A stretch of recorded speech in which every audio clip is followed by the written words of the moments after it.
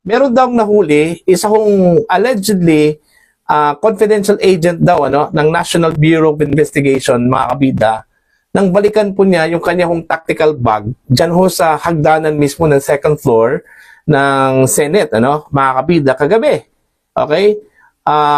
Nung kasagsagan po ng gulo, dyan po sa loob, kung saan po nagkaputukan po, mga kabida, po. Okay? Eto, pakinggan muna natin, ito hong si Senator Amy Marcos, doon ho sa kanya hong pasabog po, mga kabida, po. Nakagulo pa rin kami rito kasi ang balita may nahuli na isang NBI na CA, confidential agent, na binalikan yung kanyang tactical bag na siyang naiwan dito sa hagdan ng second floor kung saan nagmula yung putukan. Ngayon, yung tao na nahuli, pinangalanan yung NBI boss niya, si Attorney Bomediano ng NBI Transnational Crime. Kung sino man siya daw yung nag-order sa kanila na lusubin yung Senado at takipin si Senator Bato. Ano man ang mangyari, sino man ang masaktan. Kaya eto nga, Attorney Bomediano, kung sino ka man, sana ipaliwanag mo kung paano ito nangyari na sinugod, linusob ang Senado at nagkaputukan sa amin dito sa mga senador ng ating republika. Hindi ito dapat nangyayari sa Pilipinas, higit sa lahat sa institusyon ng Senado. Ayun. So, meron pong itinuro itong agent na ito, na nahuli daw, mga kabida, dyan po sa loob mismo ng Senado, na nag-utos daw sa kanila, na pasukin itong Senate para po arestuhin by hook o by crook, itong si Senator Bato de la Rosa, At ang kanyang itinuro po, mga kabida, na nag-utos po sa kanila ay isa kong a certain attorney Bomediano po, according to Senator Amy Marcos. Okay? Siya daw yung head po ng Transnational Crime Division po, mga kabida, ng National Bureau of Investigation, po. Alright?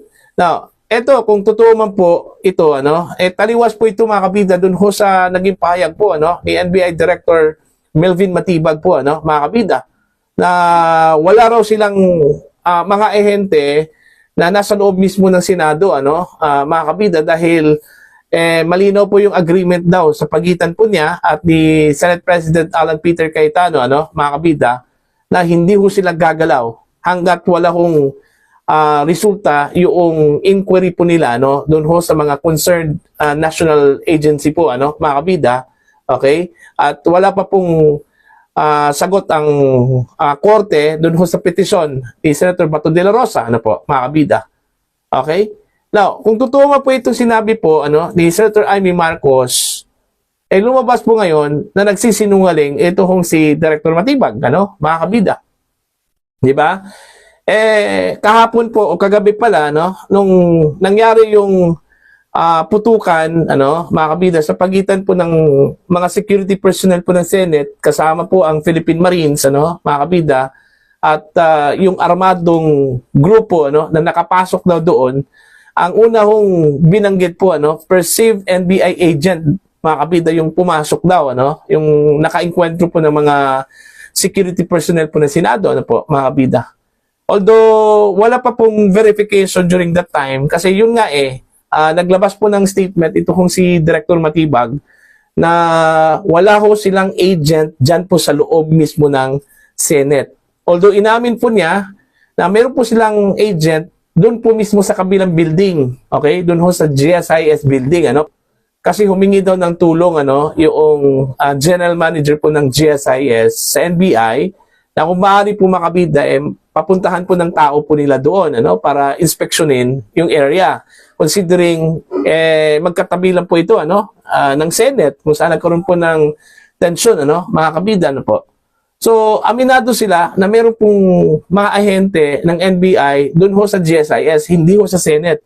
Pero nilinaw po ni Matibag doon ho sa interview po sa kanya, mga kabida, ni Mr. Elvin El Chico, ng ANC, okay, wala daw mga armas yung mga personnel po nila doon ho mismo sa GSIS, mga kabida. Kaya nga, nagtataka ako, sino ba talagang nagsasabi po ng totoo dito? Si Matibag o yung agent na sinabi po ni Senator Amy Marcos na nahuli daw ng mga security personnel ng Senate, at itinuro po, mga kabida, ito hong si Attorney Bomidiano bilang nag-utos po sa kanila, no, para pasukin ito hong Senate by hook o by crook, kahit po sino po yung madamay po daw, ano, mga kabida. 'Di ba? Nakakabahala po ito, ano, mga kabida, ito hong pangyayaring ito Mantakin nyo, kung totoo man po ito, parang hindi na po nila nirespeto po ito hong Senado, ano, bilang institusyon. Mga kabida, ano po. Okay? Pipilitin talaga nila na hulihin si Bato kahit na meron pong inilabas na resolution po, mga kabida, ang Korte Suprema, ano? Okay? Within 72 hours, okay? Pinapasagot po, mga kabida, ng SC ito hong mga respondents. Okay? Patungkol ito sa petition po ni Senator Bato de la Rosa concerning doon ho sa arrest warrant na inilabas po, mga kabida, ng International Criminal Court, ano? Lawan po sa kanya. Okay? Sana walang kumilos dapat doon kasi dapat status quo kahit na po hindi ho naglabas po ng TRO, since meron pong binigay na non-extendable period ito hong SC para malinaw o linawin itong issue na ito sa pamamagitan po, mga kabida, na pagsagot doon ho sa petition within 72 hours, dapat inantay po yon.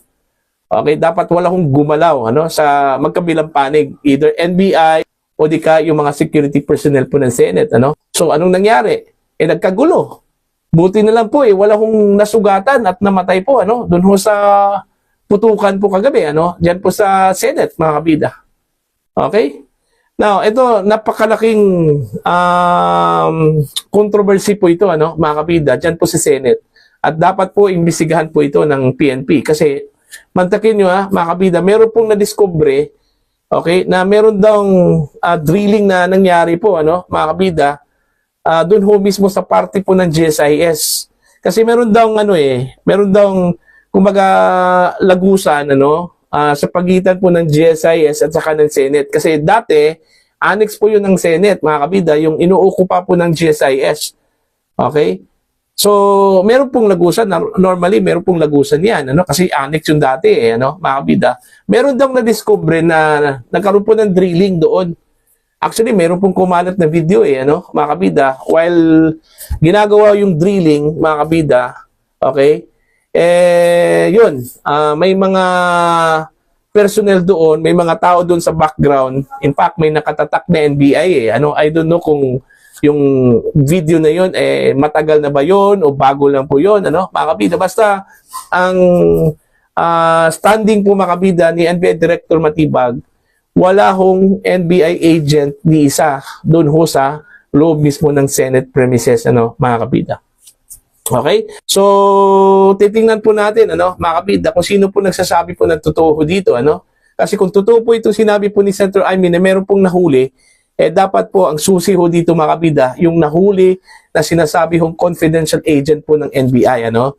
Okay? Para malinaw po, mga kabida, at clear kung sino ba talaga nag-utos. At ilan po sila, mga kabida, na pumasok doon ho sa Senate premises, ano, para lang po hulihin ito kung si Bato de la Rosa, ano po, mga kabida. Ganoon na po ka-desperate, ano, kung totoo man po ito, na kahit na po, mga kabida, institusyon yan, okay, wala hong galang, pinasok, okay, at nagpaputok pa po, ano, mga kabida, armado. See? Kasi kung sa totoo lang, marami hong madadamay talaga, no, mga kabida, kung sakali man po nagkaroon po ng full blast na putukan po, ano, kagabi sa pagitan po ng puro mga government forces, ano. Imagine, puro mga government forces yun, mga kabida, dito ho sa Senado, sa panik ng Senate po, ano, PNP, Marines, at saka ito hong USAA, ano, versus yung sinasabi ho nilang NBI agent daw, ano, mga kabidan po. Okay, sasabihin lang po natin na NBI agent, allegedly NBI agent, kasi hindi pa po beripikado kung totoo ba talagang NBI agent po ito, ano, mga kabida, yung pumasok po doon. Pero magdedepende yan kung sakali man po magkakaroon po ng full blast investigation po, mga kabida, ito kung PNP dito, ano, considering meron daw nahuli na agent ng NBI. So dito po natin malalaman kung talagang agent ba ito ng NBI, mga kabida. Okay? At sino yung nag-utos At although meron itinuro po, sino po yung nag-utos doon ho sa itinuro? Kasi sa unang video po ni Senator Amy Marcos po mga kabida, no? Okay, pinaratangan po niya itong si PBBM na nag-utos daw mga kabida para salakayin itong Senate, ano? Mga kabida, kahit sino pa po yung madamay po, ano, mga kabida. Alright? So ito, abangan po natin ang session mamayang hapon dyan po sa Senate kasi marami pong mga pwede hong maibunyag po mga kabida, ano po. Lalong-lalo na po, ito hong sinasabi ho nilang alam na raw ng mga minority senators yung posibleng mangyari po, ano, kagabi. Kaya nga, nagtataka ho tayo kagabi kung bakit mga majority senators lang po ang nandoon sa loob mismo ng Senado. Wala ho yung mga minority senators considering alam naman po nila mga kabida na darating yung articles of impeachment, ano? Okay, itatransmit po ng House of Representatives mga kabida kagabi. Yun yung ipinagtataka din mga kabida ni Senator Amy Marcos. Bakit wala ho ang mga minority senators? Na alam naman po nila mga kabida na darating po yung articles of impeachment. Sa katunayan nga, yun yung inaantay po nila mga kabida, no? Yung transmittal po ng articles of impeachment po, ano? Okay? Yan yung aabangan po natin, mga kabida. Para po sa inyo, ano po ang inyong opinion at